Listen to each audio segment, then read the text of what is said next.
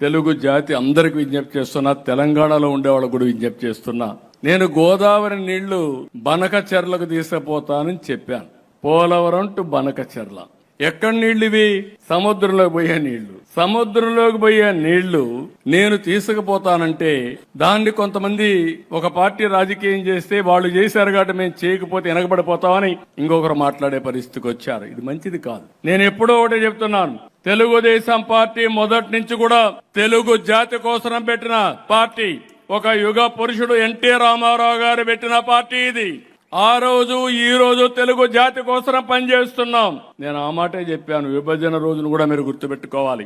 నాకు 2 ప్రాంతాలు సమానం అని చెప్పాను, 2 కళ్ళని చెప్పాను, ఇద్దరికి సమన్యాయం చేయమన్నాను. అయితే అక్కడ నమ్మారు, ఇక్కడ నమ్మారు.